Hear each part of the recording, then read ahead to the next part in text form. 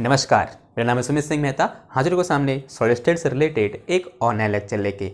आज के इस लेक्चर में क्या करने वाले हैं, जो आइंस्टीन थ्योरी पढ़ रहे हैं उसका क्या देखेंगे, आज क्लाइमैक्स देखेंगे। ठीक है, कल पूरी एक पिक्चर चली थी, पूरे 1 घंटा चली थी। अब लास्ट के क्या है, 15 मिनट बचे हुए हैं और इसमें मैंने क्या देखने वाले हैं, जो आइंस्टीन की थ्योरी है उसका क्लाइमैक्स क्या है, यानी उसका एंड क्या है, यानी उसने स्पेसिफिक हीट को किस तरीके से क्या किया, एक्सप्लेन किया। तो उससे पहले हमें क्या चाहिए, कुछ डेटा चाहिए पिछला लेक्चर से। तो पहला डेटा तो क्या लिखा हमने, एवरेज एनर्जी ऑफ ए या फिर average thermal energy of a single harmonic oscillator लिखा है। फिर उसका टोटल एनर्जी ऑफ ए एक क्रिस्टल लिखा है, या फिर 3 डायमेंशनल या फिर 3 डायमेंशनल हार्मोनिक ऑसिलेटर लिखा है, यानी टोटल एनर्जी है। उसको हमने यहाँ पे क्या लिखा है, CV लिखा है। CV यानी specific heat at constant volume. और यहाँ पर जो थीटा E है वो क्या है, हमारे पास आइंस्टीन टेम्परेचर है। ठीक है, उसको एक और नाम बोलते हैं, इसका नाम क्या है, कैरेक्टरिस्टिक टेम्परेचर भी बोलते हैं। ठीक है, ओके। और जो थीटा E होता है वो क्या होता है, हमारा कुछ ऐसा होता है कि this theta E is equal to, इससे जो कंपेयर करेंगे तो कितना आ जाएगा, देखो ये this is h cut omega not upon के। ये होता है हमारे पास थीटा E। ये हमने पढ़ा हुआ है, इतना हम कर चुके हैं पिछले लेक्चर में। आज क्लाइमैक्स कहने का मतलब, इससे हमको इन्फॉर्मेशन क्या मिलती है, यानी ये जो स्पेसिफिक हीट ऑफ सॉलिड है या फिर हीट कैपेसिटी ऑफ सॉलिड है, क्या उसको एक्सप्लेन कर पाता है, या फिर जो उसका जो एक्सपेरिमेंटल डेटा है, तो जो थ्योरेटिकली यहाँ पर CV निकालेंगे हम, क्या वो एक्सपेरिमेंटल डेटा से मैच करता है या फिर नहीं करता है, या फिर कुछ कमियां रह जाती हैं, वही आज हम देखेंगे। सबसे पहले देखते हैं हम कहाँ पर, एट हाई टेम्परेचर। तो इन इक्वेशन को कुछ नाम दे दो। अगर आपने पिछले लेक्चर में कुछ नाम दे रखा है तो बहुत अच्छी बात है, अगर नहीं दे रखा है तो कोई बात नहीं। तो मैं इस इक्वेशन को बोलता हूँ क्या, इक्वेशन नंबर 1, और इसे मैं बोलता हूं क्या, इक्वेशन नंबर 2। और हम इन्हीं दोनों इक्वेशन में क्या करेंगे, बात करेंगे। ठीक है, तो सबसे पहला केस लिखो यहां पर, केस फर्स्ट। ठीक है, सबसे पहले लिखो क्या, केस फर्स्ट। केस फर्स्ट क्या हो जाएगा, मतलब आपको क्या करना है, जो पिछला लेक्चर है ना उसी में आगे बढ़ते कंटिन्यू करना है। ठीक है, तो वहां पर उसके जहां पर छोड़ दिया था कल हमने, वहां पर क्या लिखना, केस फर्स्ट लिखना। ठीक है, तो केस फर्स्ट कहां पर, at high temperature. At high temperature. ठीक, अब हाई टेम्परेचर कहने का क्या मतलब हुआ, पहले ये समझते हैं। हाई टेम्परेचर का मतलब हुआ कि जो T है वो क्या है, वेरी लार्ज। यानी T क्या है मेरे पास, लार्ज है। T क्या है, लार्ज है। अगर T क्या है, लार्ज है, तो इसका मतलब जो मेरे पास यहाँ पर KT है वो क्या होगा, ग्रेटर होगा किससे, एच कट ओमेगा नॉट से। ऐसा होगा, नहीं होगा। तो ये भी तो क्या होगा, ये भी किसको दिखा रहा है, ये भी दिखा रहा है कि T is very very large, क्योंकि ये तो सब, ये K कांस्टेंट होता है, यहाँ एच कट कांस्टेंट होता है। अगर T बहुत बड़ा होगा तभी तो ये कंडीशन होगी। और ये हमको दिखा रहा है, ये भी क्या दिखा रहा है कि T क्या है, बहुत लार्ज है। ठीक है, कभी कभी ये भी हो सकता है कि T टेंड्स टू इन्फिनिटी, ऐसा ही बोल सकते हैं कभी कभी। ठीक है, ओके। तो ये क्या कंडीशन होगी किसकी, कि T is very very large. T क्या है, हमारा बहुत बड़ा है। नाउ इससे क्या फायदा होगा, अगर T बहुत बड़ा है, अगर मैं यहाँ पर किसी एक को कैलकुलेट करना चाहूँ, इसे बोलूँ, अगर मैं इसे लिखूँ तो क्या हो जाएगा, देखो इसकी बात कर रहे हैं, किसकी, जो ये चीज़ है। अगर मैं यहाँ पर लिखूँ इसको, देखो क्या है, E की power h cut omega not upon KT। ध्यान देखते रहना, अभी समझ में आएगा मैं क्यों कर रहा हूँ इसको, -1। अगर मैं इसे क्या करूँ, एक्सपेंड करूँ, इस टर्म को एक्सपेंड कर रहा हूँ, सिर्फ इतना जो डिनोमिनेटर में है ना, इस ब्रैकेट के अंदर, इसकी बात कर रहा हूँ मैं। और ये 1 है, T नहीं है, क्या है ये, 1 है। तो दिस इज इक्वल टू कितना हो जाएगा, देखो बचपन में हमने एक चीज़ पढ़ी थी कि E की पावर x का एक्सपेंशन पढ़ा था हमने, बाइनोमियल एक्सपेंशन पढ़ा था। ठीक है, क्या क्या होता है, हम लिखूँ मैं पहले यहाँ पर, सिंस जो E की पावर x होता है वो कुछ ऐसा होता है, 1 + x स्क्वायर बाई 2 का फैक्टोरियल प्लस x की पावर 3 डिवाइडेड बाई 3 का फैक्टोरियल प्लस एंड सोन, ऐसा कुछ होता है। ठीक है, तो मैं क्या करूँगा, इसे एक्सपेंड कर दूँ इसकी हेल्प से, तो ये क्या हो जाएगा मेरे पास, ये आ जाएगा मेरे पास कितना, दिस इज 1 प्लस यहाँ पर x की जो कितना है, ये पूरा का पूरा टर्म है, यानी कितना है, ये H cut omega not upon KT है। और फिर कितना आ जाएगा, देखो ये आ जाएगा मेरे पास h cut omega not upon KT का होल स्क्वायर इंटू 1/2 का फैक्टोरियल एंड फिर प्लस एंड सोन इन्फिनिटी तक। और फिर क्या आ जाएगा, ये -1 भी है इधर पर, तो फिर कितना आ जाएगा, -1 आ जाएगा। इतनी बात क्लियर है आपको। देखो अब देखो, इससे ये 1 कैंसिल हो जाएगा, तो मेरे पास आएगा क्या यहाँ पर, ये आएगा मेरे पास कितना, E की power h cut omega not upon KT and this is equal to, this is h cut omega not upon KT। देखो कंडीशन क्या है मेरे पास, कंडीशन ये है कि जो KT है वो क्या है, बहुत बड़ा है किससे, एच कट ओमेगा नॉट से। ठीक है, जो KT है वो एच कट ओमेगा नॉट से क्या है, बहुत बड़ा है। तो ये जो टर्म है देखो, बहुत छोटे को बहुत बड़े से क्या कर रखा है, डिवाइड कर रखा है, तो इसका मतलब ये जो टर्म है बहुत छोटा है, मैंने फिर उसका क्या कर दिया, स्क्वायर कर दिया, तो ये और छोटा हो गया। तो higher term will be neglect, इन्हें हम क्या कर सकते हैं, नेग्लेक्ट कर सकते हैं। ठीक है, ध्यान सुनना बात को कि higher term will be neglect, why, because this kt is very very large in compare to h cut omega not. और किसी बहुत बड़ी संख्या से बहुत छोटी संख्या को हम डिवाइड करते हैं तो जो नंबर आता है वो बहुत छोटा आता है, और उस छोटे नंबर का अगर मैं स्क्वायर करूं तो वो क्या हो जाता है, और छोटा हो जाता है। क्लियर हुई बात। तो यहां पर सिर्फ ये टर्म नेगलेक्ट हो जाएंगे, अगर स्क्वायर नेगलेक्ट हो गया तो क्यूब भी नेगलेक्ट हो जाएगा, उसके बाद फोर्थ वाली पावर भी नेगलेक्ट हो जाएगी, यानी इसके आगे के जितने भी टर्म हैं वो सब के सब क्या हो जाएंगे, नेगलेक्ट हो जाएंगे। और जो अप्रिशिएबल टर्म होगा वो कौन सा होगा, सिर्फ ये वाला होगा, यानी h cut omega not kt वाला होगा, तो सिर्फ ये वाला यहाँ पर क्या हो जाएगा, बच जाएगा। क्लियर हुई बात। तो यहाँ पर इसकी जगह ये जो मैंने यहाँ पर क्या लिखा है, this h cut omega not sorry e की power h cut omega not upon kt है, इसकी जगह सिर्फ मैं क्या लिख सकता हूँ, h cut omega not upon kt लिख सकता हूँ। ठीक है, एक चीज़ तो ये पता चली, और क्या लिख सकता हूँ यहाँ पर मैं, और देखो और क्या लिख सकते हैं, और ध्यान से देखना, कुछ और आना चाहिए इधर से। ठीक है, इसे मैंने क्या बोला है, इसको मैंने एक्सपेंड किया है। ठीक है, इसे हमने क्या किया है, एक्सपेंड किया है।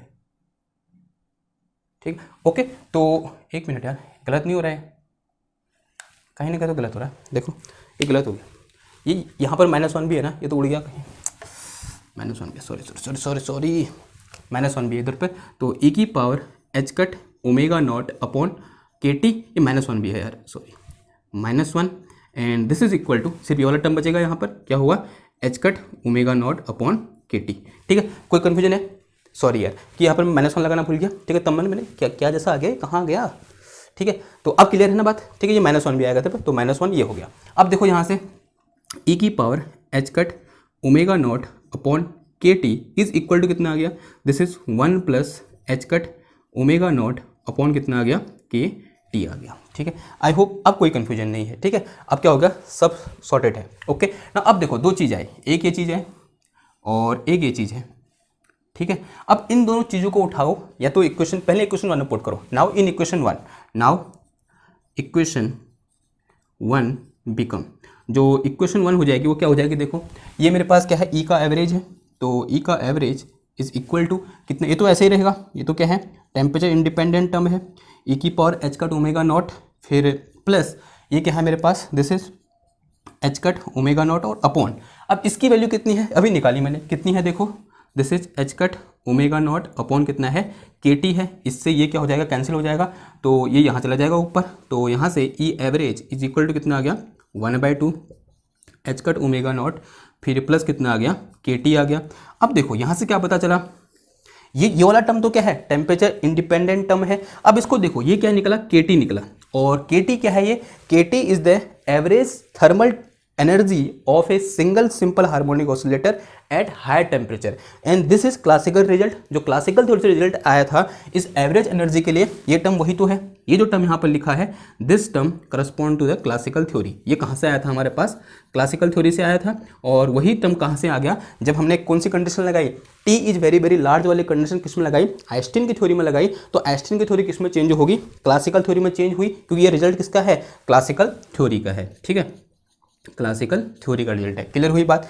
अब देखो सेम चीज, अब इनको कहाँ रखो, इस इक्वेशन 2 में रखो, इक्वेशन 1 में क्या होगा, इक्वेशन 1 ऐसे मॉडिफाई होगी, now in equation 2, now in equation 2, in equation 2, equation 2 में देखो कहाँ है इक्वेशन 2, ये रही, यहाँ क्या रखो, सी बी है ये, तो सी बी इक्वल टू कितना आ जाएगा, देखो मेरे पास सी बी इक्वल टू आ जाएगा मेरे पास 3nk, कितना आ गया 3nk इंटू ये कितना आ गया मेरे पास, this is h cut omega not upon kt का होल स्क्वायर, और इसकी जगह रख सकता हूँ, देखो इसकी जगह ये रख सकता हूँ मैं, ये कितना है मेरे पास इधर पे, this is 1 plus h cut omega not upon kt, ऐसा कुछ आया, और डिवाइडेड बाई, इसकी जगह क्या रख सकता हूँ मैं, इसकी जगह इस नीचे वाले ये रख सकता हूँ, ये रख सकता हूँ, तो कितना आ गया ये आ गया मेरे पास कितना, this is h cut omega not upon kt का क्या हो जाएगा, होल स्क्वायर हो जाएगा।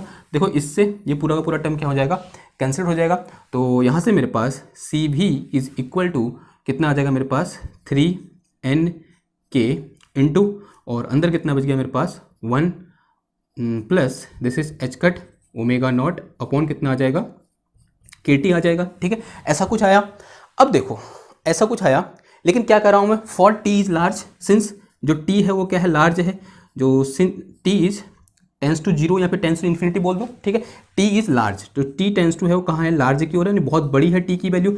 अगर टी की वैल्यू, लार्ज की स्पेलिंग क्या लिख दी है, लार्ज, लार्ज, अगर टी बहुत बड़ा है इसका मतलब ये टर्म को, इस टर्म को मैं नेग्लेक्ट कर सकता हूँ अगेन, तो this term will be neglect, तो ये जो H cut omega not upon k T होगा उसे मैं क्या कर सकता हूँ, नेग्लेक्ट कर सकता हूँ। ठीक है, नेग्लेक्ट कर सकता हूँ, तो बचेगा मेरे पास सिर्फ यहाँ पर जो सी बी है वो कितना बचेगा, 3n के बराबर बचेगा। तो ऐसे सी बी इक्वल टू कितना आ गया मेरे पास, 3n के आ गया, और ये तो निकाला था हमने। This is the same result which we are getting from classical mechanics, sorry classical theory for the high temperature, और we can say for a very large temperature. तो वेरी लार्ज टेम्परेचर के लिए जो रिजल्ट क्लासिकल थ्योरी दे रही थी वो result किसने दिया है, किसने दिया है, आइंस्टीन थ्योरी ने दिया है। तो for large value of temperature both the theories are predicting same value of specific heat which is equal to 3n k. ठीक है, और इसको मैं ये भी लिख सकता हूँ फॉर 1 मोल, अगर मैं किसकी बात करूँ, for 1 mole of substance, mole of substance, अगर मैं 1 मोल सब्सटेंस की बात करता हूँ तो n इक्वल टू कितना हो जाएगा मेरे पास, Na हो जाएगा। तो यहाँ से CV इक्वल टू कितना आ जाएगा मेरे पास, दिस इज 3Na इंटू के आ जाएगा, और हम सब जानते हैं Na इंटू के किसके बराबर होता है मेरे पास, R के बराबर होता है। तो CV इक्वल टू कितना आ गया मेरे पास यहाँ पर, 3R निकल के आ गया। ठीक है, तो यहाँ से हमको पता चला कि for high temperature both the theories, classical theory and quantum, sorry classical theory and Einstein theory predict the same result. ठीक है, उसने भी 3R बोला और इसने भी कितना बोला है, 3R बोला है, लेकिन कंडीशन क्या है, फॉर हाई टेम्परेचर। क्लियर है बात ना। अब बात करते हैं किसकी, फॉर लोअर टेम्परेचर। ओके, इस डेटा को हमको याद रखना चाहिए, तो इसमें कोने में लिख दूँ, कोने में कहाँ लिखूँ, ये डेटा मेरे को चाहिए। ठीक है, ये याद नहीं मेरे को, एक क्वेश्चन डायरेक्ट याद नहीं है, लेकिन अब मुझे याद है। ठीक है, कि फॉर हाई टेम्परेचर जो आइंस्टीन है उसका प्रेडिक्शन क्या है, CV है। और अब किसकी बात करते हैं, फॉर लोअर टेम्परेचर, तो केस सेकंड डालो एट लो टेम्परेचर, ये नोट कर लेना, नोट कर लो इसको। ठीक है, तो ये क्या होगा, पहला कंक्लूजन हो गया। तो एक क्लाइमैक्स क्या निकला हमारे पास, या फिर एक रिजल्ट क्या निकला कि for high temperature Einstein theory predict the same result as classical theory. Now our turn to investigate Einstein theory for low temperature. Low temperature पर क्या होगा वो देखना है आप। ये इसलिए नहीं मिटा रहा क्योंकि ये मुझे याद नहीं है डायरेक्ट, तो उसके लिए मुझे ये चाहिए। ठीक है, तो ये मिटाना पड़ेगा, उसके लिए मुझे खेद है। आई होप आप एडजस्ट कर लोगे यहाँ पर। ठीक है, कर लोगे, नहीं कर लोगे एडजस्ट कर लेना चाहिए, इतना तो करना पड़ेगा आपको थोड़ा बहुत, नहीं करोगे कर लेना थोड़ा सा। हाँ, ओके ना। अब केस सेकंड की बात करें। केस सेकंड कहाँ पर है, एट लो टेम्परेचर। कहाँ पर, at low temperature. Low temperature at very low temperature, low temperature लिख दो। कहाँ पर, at low temperature. Low temperature कहने का क्या मतलब हुआ, अब हाई टेम्परेचर में क्या था, जो KT था वो एच कट ओमेगा नॉट से बहुत बड़ा था। तो लो टेम्परेचर में क्या हो जाएगा, उसका ठीक उल्टा हो जाएगा कि दिस KT इज क्या हो जाएगा, less than H cut omega not, ऐसा हो जाएगा। ठीक है, फॉर लो टेम्परेचर का मतलब यही तो हुआ कि KT is very very small in compare to h cut omega not. जब इस टाइप की कंडीशन आएगी उसी को मैं क्या बोल दूंगा, एट लो टेम्परेचर बोल दूंगा। अगर ये लो टेम्परेचर है तो अगेन जो वहाँ पर मैं कैलकुलेट कर रहा था वही मैं यहाँ पर भी कैलकुलेट करूँ, देखो क्या हो जाएगा। तो इसका मतलब क्या हुआ कि e की power h cut omega not upon KT, और फिर this is -1, this is equal to, एक किसके इक्वल हो जाएगा बताओ। अब देखो, अब ध्यान सुनना बात को, ये जो KT है यहाँ पर बहुत छोटा है। अब ध्यान सुनना, थोड़ा सा मैथमेटिक्स लगेगी कि जो KT है वो क्या है, बहुत छोटा है। जब मैं बहुत छोटी संख्या से एक बड़ी संख्या को क्या करता हूँ, डिवाइड करता हूँ, तो जो बड़ी संख्या है वो और बड़ी हो जाती है। ठीक है, यानी अगर ये KT क्या है, बहुत छोटा है एच कट ओमेगा नॉट से, तो जो टोटल है H cut omega not upon KT, ये क्या है, बहुत लार्ज नंबर है। समझ रहे हो मैं क्या कहना चाह रहा हूँ, मैं ये कहना चाह रहा हूँ कि जो KT है वो बहुत छोटा है, लेकिन जो एच कट ओमेगा नॉट है वो बहुत बड़ा है। अगर एच कट ओमेगा नॉट बहुत बड़ा है, KT बहुत छोटा है, जब मैं बहुत छोटे से बहुत बड़े को डिवाइड करता हूँ तो जो संख्या निकल के आती है या फिर जो भागफल निकल के आता है, जो आंसर निकल के आता है वो बहुत बड़ा होता है। ठीक है, वो क्या होता है, बड़ा होता है। यानी ये जो e की पावर में जो ये टर्म है ये क्या है, बहुत लार्ज टर्म है। अगर ई का मतलब कोई नंबर होता है ना, ई एक्सपोनेंशियल कितना होता है, इसकी वैल्यू 2.7 के अबाउट होती है। तो 2.7 की पावर क्या है, बहुत लार्ज पावर है। तो इसका मतलब ये जो पूरा है, ये जो पूरा टर्म है, ये 1 से क्या है, बहुत बड़ा है। ये जो पूरा टर्म है ये क्या है, 1 से क्या है, बहुत बड़ा है। तो इसका मतलब इसे मैं क्या, ये डॉट हटा देना, इसे मैं क्या लिख सकता हूँ, this is approximately equal to e की power h cut omega not upon k t लिख सकता हूँ, नहीं लिख सकता हूँ, ठीक है, अप्रोक्सीमेटली, क्योंकि ये 1 के कंपेरिजन में ये टर्म क्या है, बहुत बड़ा है। ऐसा मैंने इसलिए लिखा बिकॉज दिस ई की power h cut omega not upon k t is greater than in compare to 1, ऐसा होगा, ठीक है। और ऐसा क्यों हुआ, बिकॉज ऐसा इसलिए हुआ बिकॉज जो एच कट ओमेगा नॉट है वो बहुत बड़ा है, किसके कंपेयर में, के टी के कंपेयर में। ये देखो वही हमारी क्या है, कंडीशन है। इतनी बात क्लियर है। अब आगे बढ़ो। अब ये कंडीशन निकल के आ गई मेरे यहाँ से, तो इसको क्या कर सकता हूँ मैं, यहाँ से इसको उठा के कहाँ रखो, सबसे पहले देखो इन इक्वेशन 1, तो कहाँ रखो इसको, सबसे पहले इन इक्वेशन 1, तो इक्वेशन 1 बिकम, तो for this condition equation 1 become, equation 1 क्या बन जाएगी, देखो ई बार या फिर एवरेज वैल्यू या फिर एवरेज एनर्जी कितना हो जाएगा, 1/2 एच कट ओमेगा नॉट, फिर कितना आ जाएगा प्लस का, this is h cut omega not, और अपॉन में कितना आ गया। अब देखो इसकी जगह, इस पूरी की जगह क्या लिख सकता हूँ मैं, सिर्फ और सिर्फ ये लिख सकता हूँ, यानी कितना आ जाएगा, ये ई की power h cut omega not upon कितना आ गया, के टी आ गया, ठीक है, आया नहीं आया। अब इसको ऊपर भेज दो, तो ये कितना आ गया मेरे पास, e bar is equal to 1/2 h cut omega not, और फिर आ गया प्लस का, this is h cut omega not, ये ई ऊपर आएगा तो माइनस हो जाएगा, तो ये आ गया मेरे पास ई की power minus h cut omega not upon कितना आ गया, के टी आ गया। तो ये रिलेशन हमको बता रहा है कि for lower temperature, for very low temperature, जो मेरे पास एवरेज एनर्जी या फिर average thermal energy of a simple harmonic oscillator है, वो एक्सपोनेंशियली क्या कर रही है, डिके कर रही है। और माइनस साइन आ गया, इसका मतलब वो क्या हो रहा है, वहां पर एनर्जी का एक्सपोनेंशियली क्या हो रहा है, डिके हो रहा है। तो इसके नीचे लिख दोगे आप, तो दिस रिलेशन या फिर this equation tells us for lower value of temperature the average thermal energy of a single harmonic oscillator या फिर simple harmonic oscillator is decrease exponentially. वो एक्सपोनेंशियली क्या करती है, डीके करती है। एक्सपोनेंशियली क्यों बोला, क्योंकि यहाँ पर ई की पावर में है, ई की पावर समथिंग है और नेगेटिव पावर है, तो क्या कर रही है, डीके कर रही है। तो समझ में आया एक्सपोनेंशियल डीके का मतलब क्या हुआ, यहाँ पर ये चीज़ हुआ। लेकिन कब, when temperature is very low, जब टेम्परेचर क्या है, बहुत छोटा है, तब की बात हो रही है ना। सिमिलरली जैसे हमने एनर्जी को देखा, उसी तरीके से मैं इसका वेरिएशन भी देख सकता हूँ, किसका, इस स्पेसिफिक हीट का। Now for specific heat, now for C भी,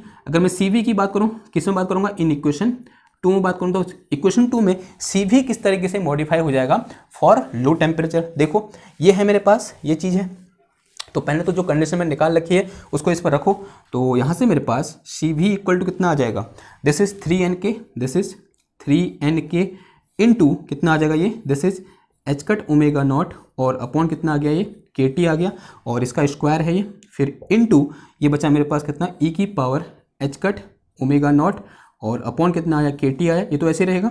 और इसकी जगह, इस पूरे की जगह कितना लिख सकता हूँ मैं, देखो इसकी जगह सिर्फ ये लिख सकता हूँ, ई की power h cut omega not upon k T, लेकिन इसका क्या है, ये स्क्वायर है या नहीं है, इसका क्या है, यहाँ पर स्क्वायर है, ठीक। तो अब देखो इससे ये वाला कैंसिल हो जाएगा, तो सिर्फ ये बचेगा मेरे पास यहाँ पर, तो सी भी इज इक्वल टू कितना आया, 3Nk into H cut omega not upon कितना आया, के टी का होल स्क्वायर आया, एंड इनटू ये नीचे क्या है, पॉजिटिव है, ऊपर आया नेगेटिव हो जाएगा ये, तो ई की पावर क्या हो जाएगा, नेगेटिव हो जाएगी, तो ई की power minus h cut omega not upon कितना आया, के टी आ गया। तो दिस इज सी भी फॉर लो टेम्परेचर, ये क्या है, सी भी फॉर लो टेम्परेचर है।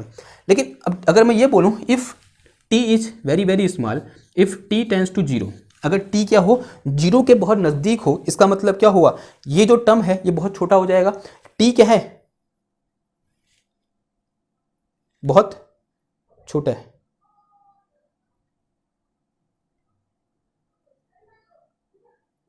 हाँ, टी क्या है, बहुत छोटा है, तो डोमिनेंस में कौन सा टर्म आएगा at low temperature,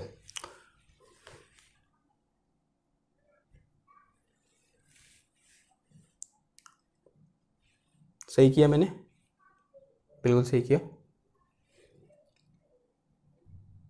at low temperature which term will B dominate, अगर हम टी टेंस टू जीरो ना लिखूं,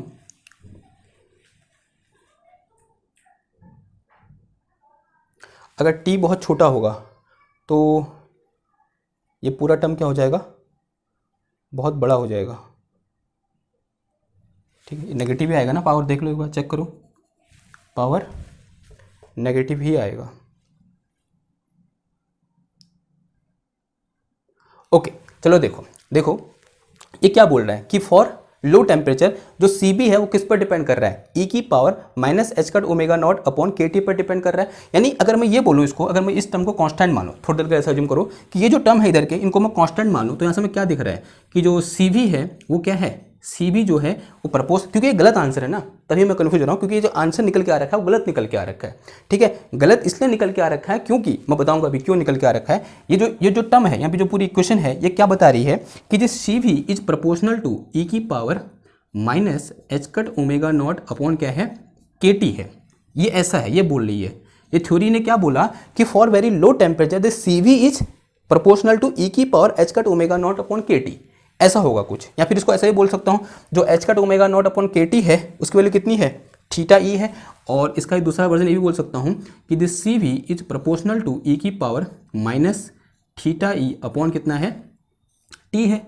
ऐसा है कुछ, यानी इस तरीके से वेरी कर रही है, e की power minus theta E upon T की तरह vary, where theta E is Einstein temperature. But होता क्या है, but experimentally we found that, but जो Cv होता है वो क्या होता है, प्रोपोर्शनल टू T की पावर 3 होता है नहीं होता है। For very low temperature we know that कि this Cv is proportional to T की power 3, but why, but we are getting this thing. तो आइंस्टीन की थ्योरी से क्या निकल के आया, ये निकल के आया, लेकिन एक्चुअल में क्या निकल के आ रहा था, ये निकल के आ रहा था।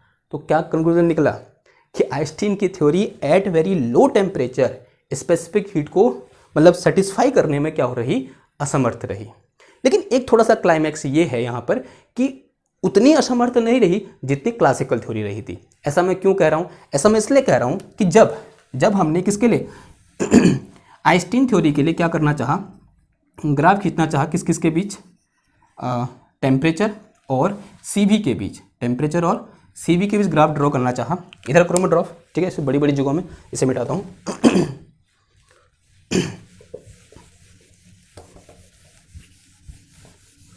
देखो आइंस्टीन का जो आंसर निकला फॉर लो टेम्परेचर वो गलत था, वो हम मानते हैं, वो गलत निकला हमारा, लेकिन ये उतना गलत भी नहीं है जितना गलत क्लासिकल थ्योरी थी। देखो ऐसा मैं क्यों बोल रहा हूँ, ऐसा मैं इसलिए बोल रहा हूँ क्योंकि कुछ ऐसा था ना कि ये क्या है, मेरा Cv है और ये क्या है, मेरी टेम्परेचर T है, और this one is Cv in kelvin, calorie mole inverse, kelvin inverse, ऐसा कुछ है।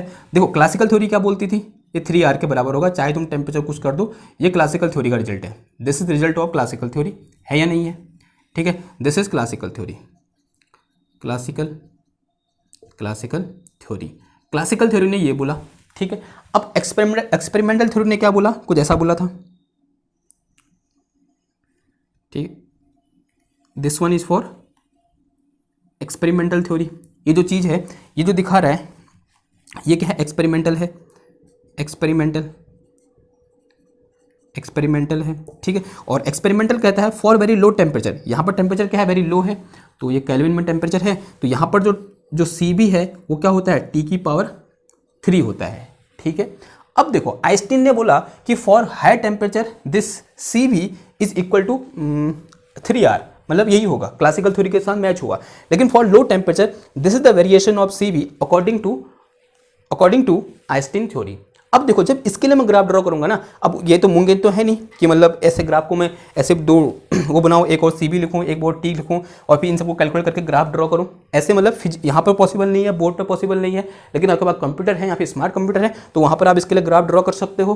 तो साइंटिस्ट ने क्या किया कि जो आइंस्टीन की जो इक्वेशन निकल के आ रखी है Cv के लिए फॉर वेरी लो टेम्परेचर, उसके लिए क्या किया, ग्राफ ड्रॉ किया with the help of a computer, with the help of A smart computer. तो उन्होंने पाया कि वो जो ग्राफ ऐसा निकल के आया, वो ग्राफ कैसे निकल के आया, कुछ ऐसा निकल के आया, कैसा, इस तरीके का, ये ग्राफ निकल के आया। तो ये जो ग्राफ है ये किसका है, आइंस्टीन का है, दिस इज